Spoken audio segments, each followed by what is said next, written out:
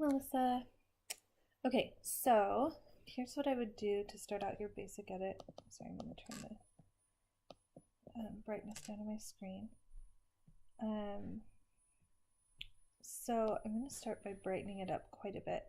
So you can see even when I'm brightening it a lot, I'm still seeing like a distinction between the snow and the dress, and that's what I'm looking for. So I'm going to add some contrast in, and then I'd add in some shadow and some blacks and maybe a little bit of vibrance. I might also warm it up just a tad because the winter and the blue umbrella and everything, it just looks a little cool to me. So I'm just going to bring the temperature up just a little, probably to there. Okay, then I'm just going to come down all the way to the sharpening. I'm going to sharpen it a little, and I'm going to add a little bit of noise reduction. So sharpening to about 42, noise reduction to 20. And then I'm going to come over here and grab the adjustment brush, and let me reset these settings for you. I would increase my exposure, add some contrast, bring down my highlights. That's going to be really important with a wedding dress. You always want to bring your highlights down a little. You don't want the dress to look gray, but you do want to maintain the detail because that's what they really care about.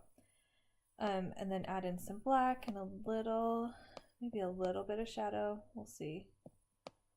And then I'm going to add in some sharpness so that she stands out a little more. And then I'm going to do that across the umbrella and her. And I just want to make sure that I'm not making it look like she got photoshopped in. I want her to blend with the background, and I don't. So look, let me show you. So you see how I've like made a halo right there? So what I'm going to do is I'm going to come down to the eraser, and then I'm going to zoom in a little closer, and I'm just going to come down right along the border of her dress just to make sure that I don't have haloing. So I'm going to do that all the way around. And there's definitely like a distinction. I think her dress is wider and cleaner than the snow around her, so I'm pretty happy with it. That's just going to be blends a little at the bottom, but that's going to be the reality because she was in the snow, you know. Okay. Perfect. Okay, and then I'm going to go back to the A brush, which is the one I've been using, and then I can adjust it from there. So I might add in a little bit of white just to really, that like really makes her pop. And maybe a little bit more exposure. I just don't want her to be so bright that it's hard to see. So that might be a little too much. Like, I don't want it to hurt my eyes when I'm doing it. Okay. So I'm going to straighten it just a teeny bit. And then I'm going to pull it, export it and pull it into GIMP. So let's change the name.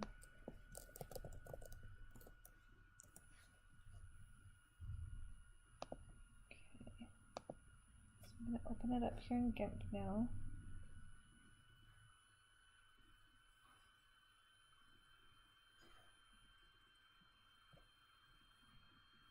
And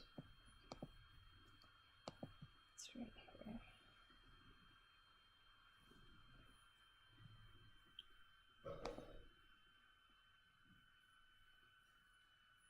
Oh, sorry.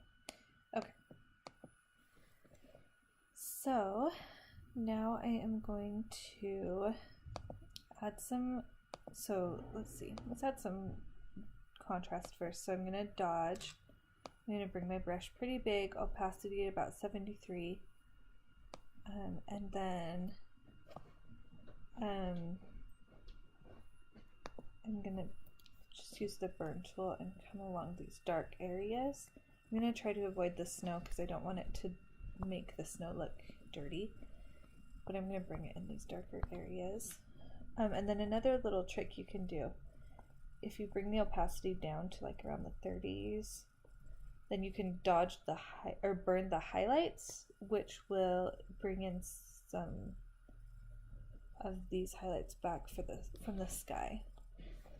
So that's going to make her pop a little bit more too, I think. And then what else do we want to do here? So I could put a little bit more highlight on her with the dodge, especially like on her face. I just want to be careful again not to, I feel like I'm like making a halo. I need a smaller brush here. Zoom in a little. Okay. Still maybe a little, oops, a little much. Again, I don't want it to look like unnatural. That looks pretty good. Okay, so now I'm going to come in, come in with the highlights, and I'm just going to come along the snow just a little so that it doesn't look too dirty. And I do tend to like to leave a little bit of like almost a vignette, not completely a vignette, but I like it to be a little bit brighter in the middle than the outsides, just because it draws the eye in, but not a lot. I'm gonna come down in here and just grab some of those. What this is doing, it's not like brightening the overall thing, but it's grabbing like the highlights reflecting in the water, which I think are pretty. And just brighten up some of this. Good. That looks good.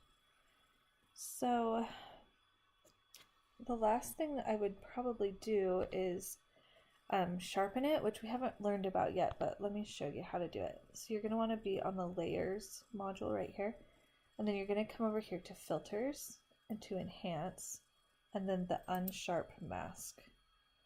And I will put that up at about 60 or 0.6, and then push OK. And it says it's blurring down here, but it's really sharpening. I'll show you. So you can see that it sharpened it quite a bit. You don't want to overdo it on this, but let me show you how I would do it. So I'm going to copy, so I Control C and then undo. And then I'm going to make a new layer, like this, and I'm going to paste, and then I'm going to anchor the new layer and the floating section together. And then I'm going to pull the layer underneath your base one. So here's the layer that has the sharpening, here's the base layer is now on top. I'm going to right click on the base layer and add a layer mask, and then I want it to be black, so it's full transparency. Oh, sorry, that's a lie. So I do want it on white, it's been having issues. Okay, so white, full opacity.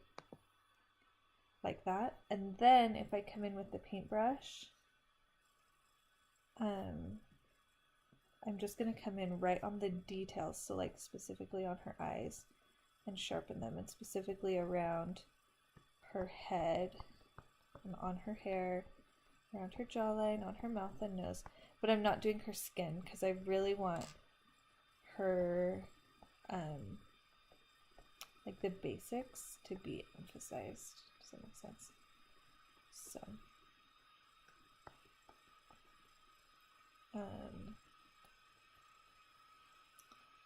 okay, so go along the outline of her.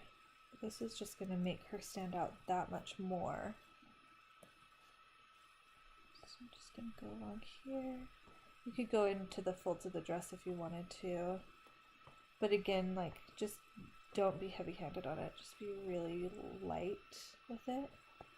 And then you could go around the border of the umbrella if I wanted to. Okay. And then I'm going to flatten that. That's looking pretty good to me. I might also just take out these little twigs out of the front. So grab the clone tool, put it up at about 450. I'm going to anchor it by pushing Control and then setting it on just regular part of the snow. And then I'm just going to tap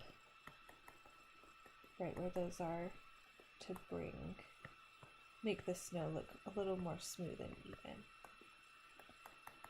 Like that. I might do the same thing over here, so I just anchored it again on this side so the colors were the same. And I'm not going to go all the way up into this probably. I don't know. Well, let's see. It might be able to still look natural. I need to zoom in a little bit. And I'm going to make my brush smaller, and then I can come along in here. And I might do the same on this side, but I don't know that I'll go all the way over there. Because I don't, well, I could. I don't know. Let's see how it looks. No, I don't want it to look like a solid line, which is why I usually tap instead of draw on this kind of situation. Yeah, I don't love that. It's okay, but it's pretty obvious that there was some cloning going on there, which is not my favorite. So I'd probably just leave it like that. And that is probably about all I would do for this one. So I don't know if that really goes with your style. Okay, one more thing. I'm gonna do one more thing. Okay, so go to colors and layers. So layers is really, levels, sorry. Levels is really cool because it brightens the overall image, or darkens the overall image. So this middle one will bring up the midtones of your whole image. So you see, if I do it way too much, it brings them way up. This will bring the highlights up on this side, and this will bring the darker parts up. So usually I like to do the overall image a little and then bring some more highlight in to brighten it up, and then bring in some of the darker elements like that. And that just kind of brightens up the overall image. Let me show you. So that's the after, there's the before. Just makes it pop a little bit more. Anyway, I'm going to leave it at that. I hope that was helpful. Totally, you don't have to do it the way I did it, but you could try some of the techniques if you want. So anyway, talk to you later.